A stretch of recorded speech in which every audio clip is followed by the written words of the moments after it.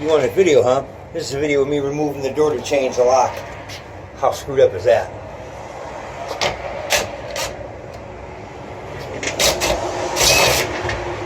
First time in history. Because whoever took the other handle off dropped the piece inside the door.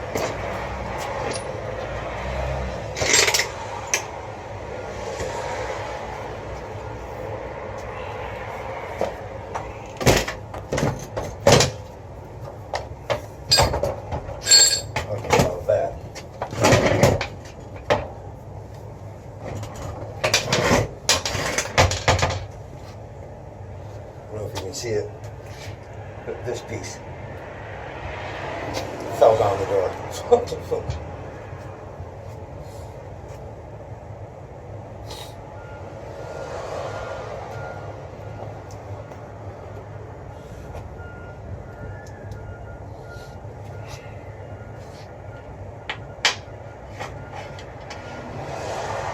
So now I'm going to push it back in with a tape measure.